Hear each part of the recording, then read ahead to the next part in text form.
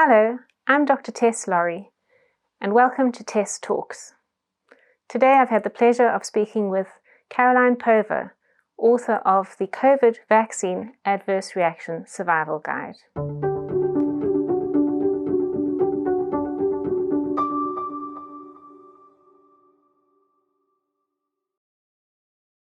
Can you tell me a little bit about what happened to you and how you have become an advocate for helping and supporting people who've been injured by the vaccines? I knew nothing about vaccine injuries, actually. I always described myself as vaccine ignorant before this happened. I knew absolutely nothing about it. And when the adverse reaction happened to me, it was 9 hours after I'd been vaccinated, and the paramedics and the hospital consultants, everybody in the hospital immediately said, you're having an adverse reaction to the COVID vaccine. And I actually argued with them. I said, I don't, are you sure? I don't believe you. I don't. And so I'm in a bit of a different situation from other people where they've been arguing to get listened to. I actually argued at the beginning saying, no, I don't, I've never heard of this. I don't think that's what's going on. So from that moment, I started learning things about vaccines. And I suppose I was in denial at the beginning. I couldn't find anybody else that this had happened to. I literally, in the first few weeks, I thought I was the only person in the world this had happened to. I couldn't find any information anywhere. And then as I began to accept it and I realised what had happened, I hated the thought of anybody going through what I went through, and I'm still going through. I hated the thought of them thinking they were alone. So that's motivated me to reach out to other people, to try and help other people, to share what I've found out, and to use what skills I have to help other people as they're going through the same things. But the motivating factor for me is I just can't bear the thought of anybody thinking they were alone the same way that I did in the early weeks. Can I just ask, when did you take your, it occurred on the first vaccination? Yes. And when was that, and what were the reasons that you stepped up to have the vaccination? So I had, this was on the 3rd of March 2021, so over a year ago now.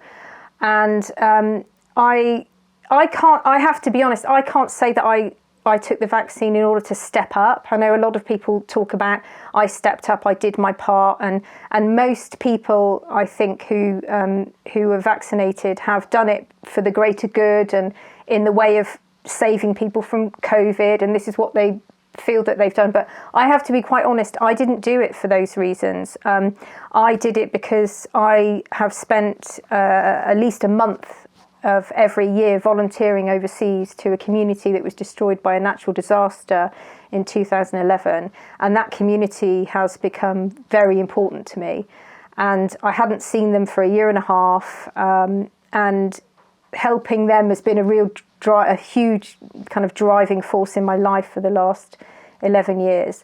So I had it so that I could get on the first plane to be able to go and help them.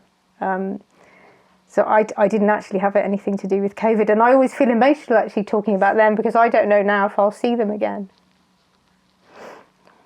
Yeah. Well, you certainly seem to have stepped up, just like you stepped up to support them when they needed. You've stepped up now to support people who are suffering from vaccine injury here at home. And tell us then, I mean, you've really taken a very, very bold step by writing a book to help people who've been injured, and it's called the Survival Guide. So tell us a bit about tell us the full name, the full title? It's COVID Vaccine Adverse Reaction Survival Guide. So it's a bit of a mouthful, but CVAR's guide is generally how I refer to it. But it's a survival guide. It's not a medical book. It doesn't tell anybody what to do in terms of what medication to take or anything like that. It's a way of coping with it. It's literally about how to get through it. And the reason I wrote that was after the initial first few weeks, I then gradually started realising there were other people who were struggling since having their vaccine. And I became an admin on an international support group, and we had thousands of members, people all over the world. We were sharing information, and I, quite early on, I kind of took responsibility for my own healing. I recognised that there wasn't anybody who was able to help me. I didn't have to battle to get recognition. My records have said right from the beginning adverse reactions to the COVID vaccine, but I haven't been able to get any help.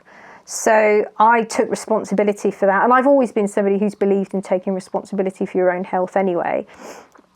So I did lots of different things, sleep being number one, really focusing on sleep and nutrition, and doing all sorts of exercises to help with the brain, everything reconnecting, and I was struggling with my left side, so strengthening the left side so that could function properly again. So all of these things that I was learning, I was sharing all of this information on the international support group that I was an admin on, and we were so supportive of each other. Everybody was always very positive and very encouraging.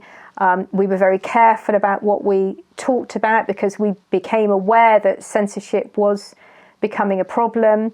So we were very careful about how we were communicating. And then Facebook shut us down.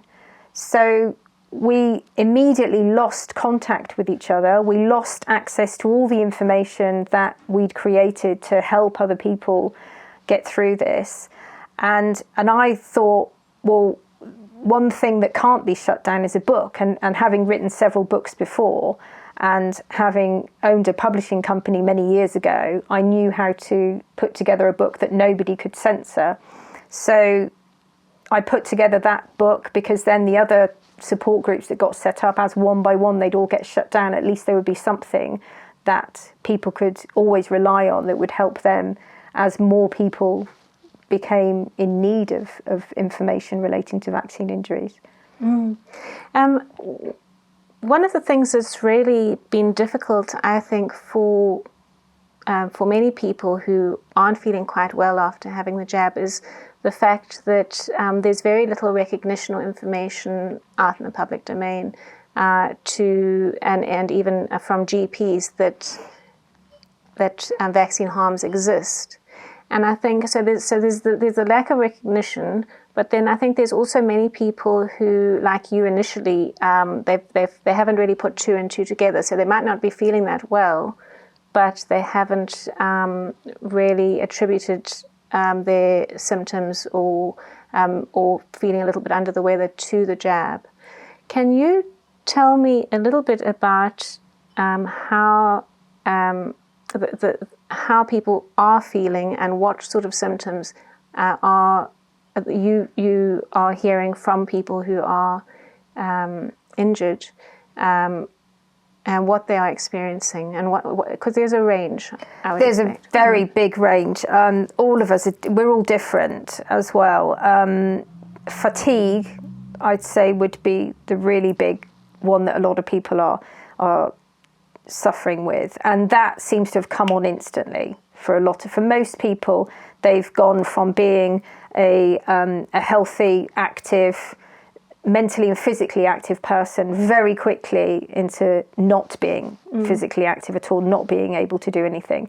So there's a lot of people who've had that big change in fatigue. There are some people who have already been dealing with a long-term health condition for a very long time beforehand, like people with ME and CFS, and their symptoms were manageable, and then they've noticed that after their vaccine, their symptoms have completely become unmanageable. So we've got those kinds of people as well. So it's not just people going from being completely healthy to being unhealthy overnight. There are also people who have already got difficulties and they're manageable, but then they become unmanageable. So fatigue is a big one. There's a lot of pain.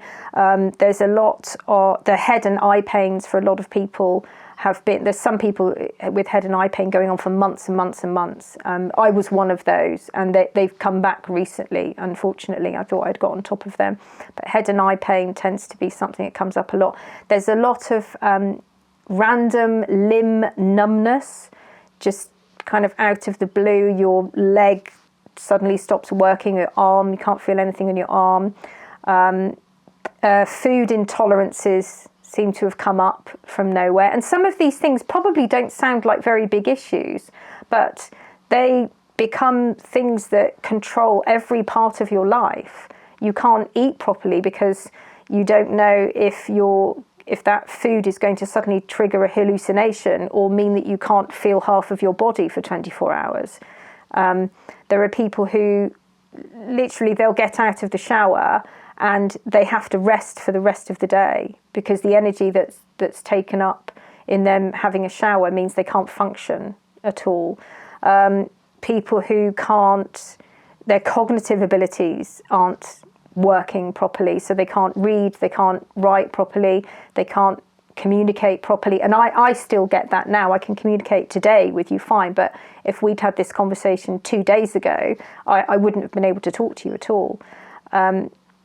So a lot of, I'd say, physical conditions, heart palpitations, actually, that's something that a lot of people struggle with. And particularly when they're going from being seated or resting to just standing up, it can set their heart rate off. I think the key thing is people, in some cases in very dramatic ways, like mine was very dramatic. It was a very quick change and quite a dangerous change that resulted in an ambulance being called and going to A&E several times, actually. And then in some people, it's just gradually over time, in the weeks after being vaccinated, they just know that something isn't working fully in their body and they can't function in the same way that they used to before. Has your condition improved since the initial reaction? Do you see an improvement in your symptoms? I would say the first 5 months there was steady, very, very slow, but there was steady improvement for the first 5 months. For the last 8 months since then, I feel stuck. So I can function now at about 30% of what I could before the vaccine. And that hasn't improved for about 8 months. But the only reason that I've got to this level, and this changes every week, every day actually, and the only reason I can function at 30% is that I accidentally discovered if I have a pint of blood taken out, then my symptoms disappear for maybe a couple of weeks. But then they gradually, after 2 months, I'm back to square one. So because I get a couple of weeks of relief from everything, I can generally try to get things done during that time, and I can function at about 30%. Well, that's very interesting about the pint of blood. Is that something that your GP initiated? And what has your GP's response been to your illness? So 2 questions there. So yes. The finding out about the blood, that was pure accident. So my GP has been very supportive, and I'll explain a little bit more about that in a minute. But she had me signed up to get all sorts of blood tests done. She tried to get to the bottom of everything. And at one session she said, right, we're just going to get everything, we'll just do as many tests as possible. So I went to have the blood tests, and the phlebotomist said, are you sure you're going to be okay? Normally people will be fainting after this and this amount of blood being taken. I said, no, I think I feel fine actually. And then I got out of the surgery. I thought, no, I still feel fine. Actually, I feel better than fine. I haven't felt like this for 5 months. And I managed to walk. I live 10 minutes away from the surgery, and I walked home for the first time in 5 months. And I couldn't believe it. And this feeling stayed with me. And it carried on for a couple of weeks. I thought, actually, I feel okay. And then gradually I started declining again. And I thought, I'm going to actually try to just have a pint of blood taken out. And my GP couldn't arrange it because you can only have that done if you have certain conditions such as hemochromatosis.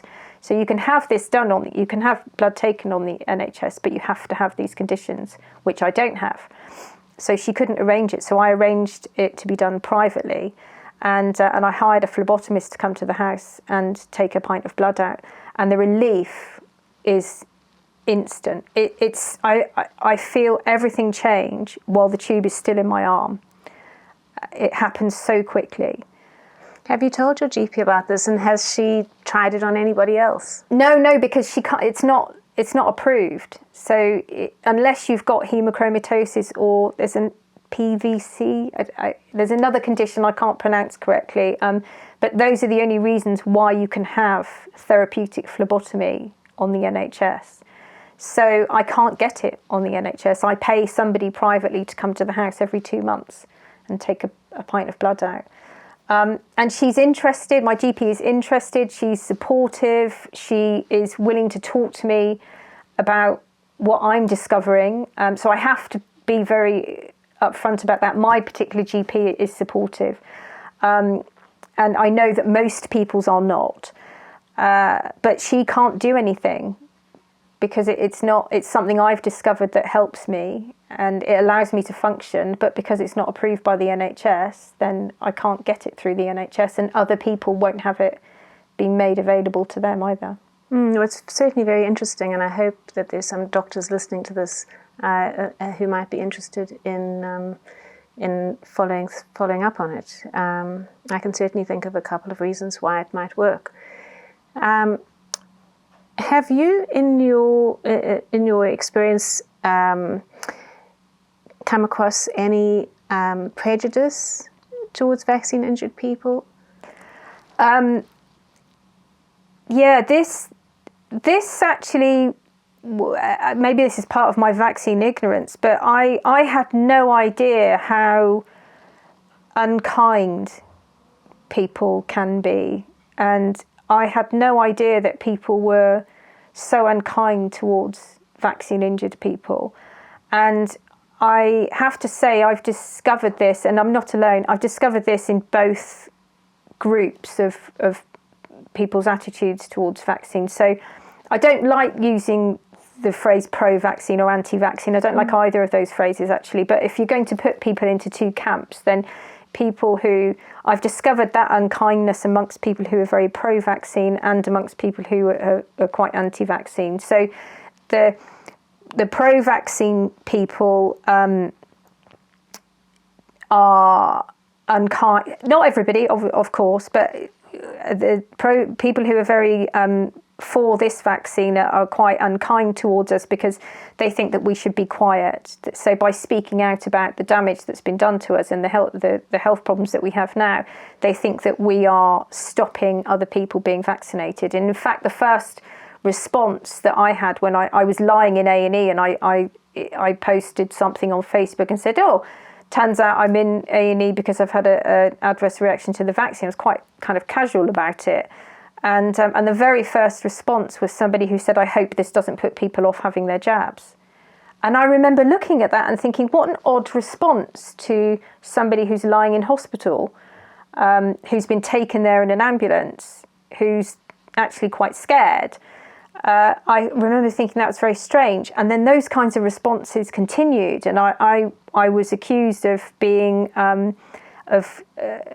being responsible for other people who might die from COVID because me talking about what was going on, my reaction to the vaccine, that was going to be stopping other people from having their vaccine. So I got that kind of response, which I found very odd, because if we're talking about medication, then we talk about it in all sorts of ways, don't we? And that's why we have flyers and leaflets and information. And when we have medical procedures, then people talk to us about the potential risks, and that's all part of medicine, isn't it? Yeah. So that surprised me. But the other thing that surprised me was actual hate mail I received was from people who I don't like the word anti-vaccine, but people who are campaigning against this. They were from that kind of group.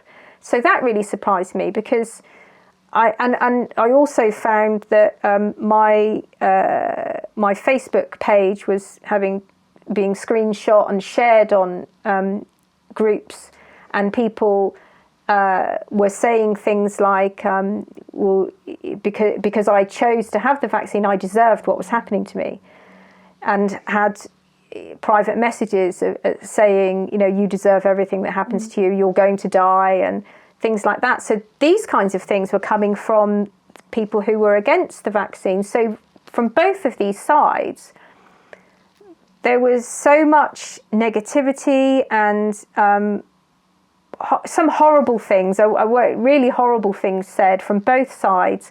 And this has happened to a lot of vaccine injured people who've been public about what's happened to them. It's happened to all of us. So here we are in this middle space here where it's quite lonely, and you don't really know who you can talk to, how people are going to respond. And some people are becoming more and more isolated because of that. And some people get this kind of thing from their friends and family as well. And the lack of support, the prejudice, the judgment, the insensitive comments, it comes from everybody.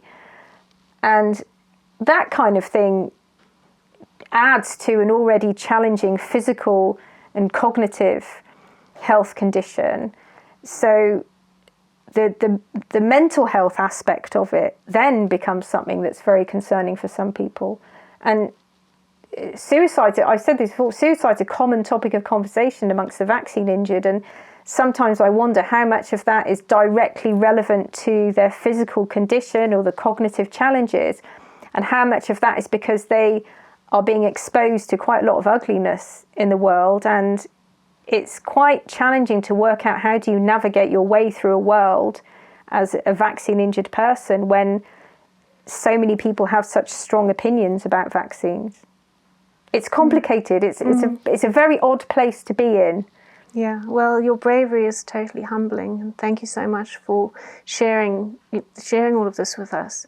Many of us just have no idea what you're going through and what others like you are going through. So, thank you for you're upset. You're emotional. I can tell. I'm sorry. It's a lot, isn't it? It's awful living with it, and it's not just, like I said, it's not just about what's physically happening. There are much bigger issues around living life as a vaccine injured person. So you've gone on and you've actually co-founded a group called UKCV Family.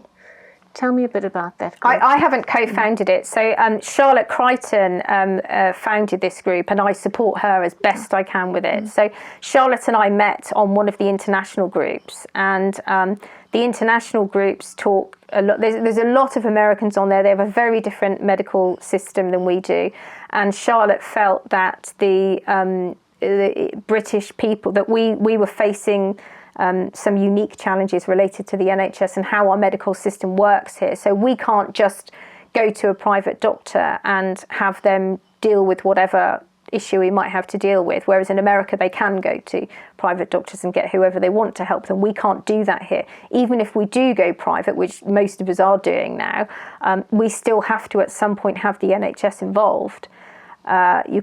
Rarely can you just start seeing a private consultant. So there are all things related to that those kind of challenges that we had, and Charlotte wanted to set up a group that meant that we could deal with those kinds of things together. So it started off as a support group, and we've kind of developed now into a bit of an advocacy. There's an advocacy element to what we do as well, and I suppose that's where I became more involved, because I have writing skills and speaking skills and ways of communicating things that could be beneficial to the group. So we have 3 different areas at the moment that we're focusing on. So one is reaching out to the media, and then another is reaching out to medical professionals, and then another area is reaching out to MPs, and I'm responsible for coordinating the MP campaign. So tell us a bit about this campaign, and have you actually reached out to your local MP, and what is that response?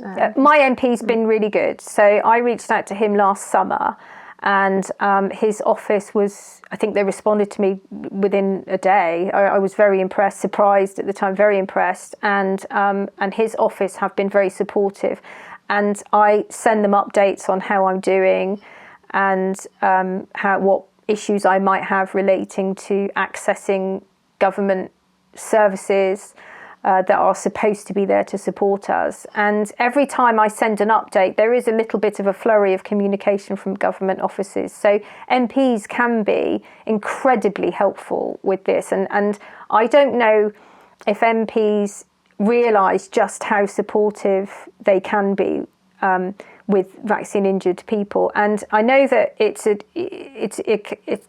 shouldn't be, but it is a controversial topic, and some MPs don't want to go near it, but they really can't underestimate how helpful just a kind email in response can be, even if they feel they can't do much, but just by responding kindly can make a huge difference, have a really big impact to somebody who is not being spoken to very kindly by a lot of people. So my MP has been really good. I wanted to be able to help people reach out to their MPs and hopefully get the same kind of support from them. So far, we've contacted, as of yesterday, 113 MPs directly.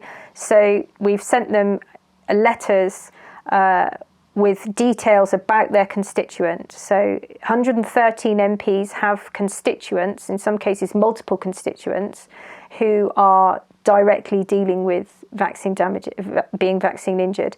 So they know about that. They can't say they don't know about that now. So 113 have been contacted, and so far, let's focus on the positive. 17 of those MPs have come back being what I would consider very supportive. Some have offered to contact the constituent's doctor directly and ask for permission to get involved with talking about their healthcare. Some have said that they filed complaints to do with their local health boards. Some have said that they're going to speak directly to Sir Christopher Chope about his work with the Vaccine Damages Bill. And some have even said, I would like to table questions, parliamentary questions. So those 17 have been, to some extent or another, have been very supportive. And I think 17 out of 113 actually isn't too bad. We feel quite positive about that. And when I spoke to Sir Christopher Chope about what we were doing, and he was very encouraging, and I think he was encouraged as well by the response that we've managed to get so far. Yeah, that does seem very reassuring. And Sir Christopher Chope is also lobbying, isn't he, for better compensation, and in fact has raised the point that nobody's received compensation yet, even at the existing level, which is 120,000 for vaccine injured people. Have you applied, and have the people in the UKCV family applied? Is it kind of one of your strategies to help everybody apply for this compensation? We encourage everybody to apply, partly because the process takes so long. So the sooner they can get in the system, the better. I applied a year ago, and last week my GP told me that they finally requested my medical records. So the amount of time at the moment that people are looking at is about a year after application. So people should apply. Yeah, they should definitely apply. The initial form is actually quite simple. So we encourage people to fill out that form as soon as they can. At this stage, nobody's at the stage where they need guidance on how to move forward with it. We had a presentation by Peter Todd, who is pretty much the only lawyer, I think, in the UK who deals with vaccine injuries. So we had a very useful presentation from him, which explained the process. And at the moment, it's too early. It will be later if the applications get denied. Then that will be the time to start doing some more kind of strategic, supportive work there. But at the moment, it's too early. They're literally only just asking for our records, and they're of the people who applied very early on. So yeah, are there any? Is there any interest or movement within the group to actually take legal action against the government for promoting these unsafe vaccines? Because now it's fairly well known that the vaccines are not as safe as they have been, as the government has claimed to be, and that actually it takes quite a long time to evaluate safety with new drugs. We tend not to, so far we haven't talked about that kind of area of possible work. We haven't even looked at whether that might be something we'd want to, as a group, to look into. On an individual basis, the people might be looking at things themselves, but as a group, we tend to focus very much on this has happened. What do we do about these people for whom this has caused damage? So, we're and you've got to remember that we're all still ill, so we can't do everything. So at the moment, we're just focusing on those 3 areas. We haven't talked about any legal act or anything. We don't even talk about safety or unsafe. We tend not to talk about that. We tend to focus on, right, what can we do to manage our situation right now, and to try to provide support for other people who need it. Yes, I can see that people have really got their hands full. We have, especially when you've got limited capacity. So how do you get all this work done that you're doing as a group? And because I understand you have a campaign starting as well, is it a press release or something? We've done that. Yeah, we sent out so at the same time we had all the MP campaigns started. We had emails sent out to medical professionals and emails sent out to the press, and I think we sent out over 100 emails to media and over 100 to medical professionals, and with media. We had, I think we've only had 2 people come back to us. It's not happened. We haven't got any media interest at all, really, and with medical, we haven't had a lot of medical response either. Actually, either the other 2 campaigns haven't taken off as we had hoped. So we were really hoping to get medical support, to get people interested in researching us, and we might have to try a different approach with that. And we were hoping to get more media coverage. We think we're quite a reasonable bunch. We stay away from commenting on what people should or shouldn't do. We just focus on trying to get help. So, but we even just saying that we need help, we're accused of being controversial. In fact, on Twitter recently, the fact that we were speaking to you meant we were criticised on Twitter when we said that we were talking to you, and that I'm interested in people with all sorts of different opinions. I could learn a lot from you. Hopefully we could learn from each other, and I worry if we can't have those conversations. I'm as happy to talk to you as I am to talk to somebody who's got a completely different opinion from you, and ideally you'd be interested in talking to each other. So I don't know where that leaves us, because we're not really aligned with any political opinion or any thoughts about vaccination in general. We just want help. And it seems reasonable to expect the media to be interested in revealing your story so that you can get that help. Yes, you would think. And we're struggling. We're struggling to get people interested in talking to us.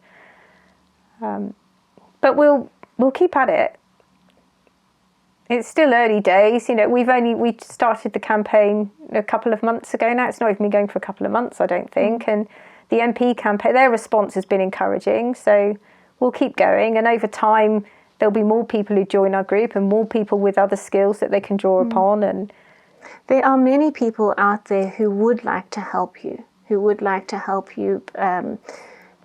raise awareness, to raise funds, to help you with your websites. I'm quite sure of it. So what can you tell them, and how would they get in touch with you to help? Well, go to the website first of all, so ukcvfamily.org. So go to the website, they can contact us through there. Let us know what your skills are, and I'm sure we will find something that that people can do to help. If they're from the media, then get in touch. We've got somebody who's a professional journalist who's helping to rewrite. He's checking our press releases before they go out. So that kind of thing is really helpful.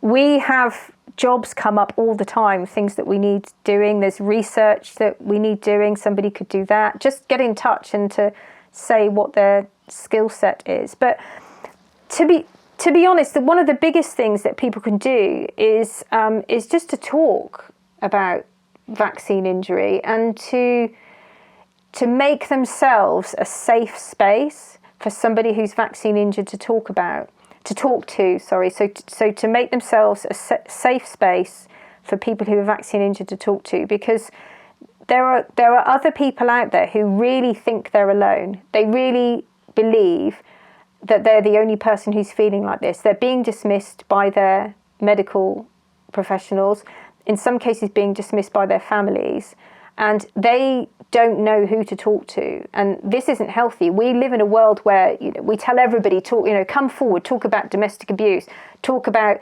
a childhood trauma, talk about your feelings, we tell everybody all the time, come out and talk about your emotions. But if it's a vaccine injury, then don't talk about it. That's the message that's around in the world at the moment. So we want that to change. And that only happens if people very gently, kindly make themselves a safe person to talk to.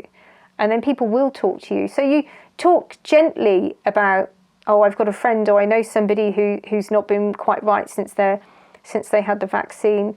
And then that might reach somebody else. And say, if they've watched this, then talk about it. But talk about it gently. Don't talk about it with anger, because that automatically makes people think, this is an uncomfortable, stressful conversation. And talk about it. So I always try to talk about it very gently. You can be passionate, but be gentle.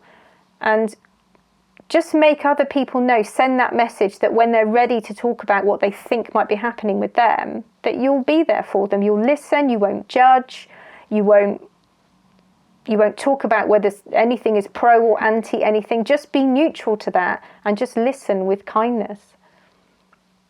Yeah. Well, it's been an absolute joy listening to you today. And I just want to thank you. Oh, thank you. We don't do that. We do this.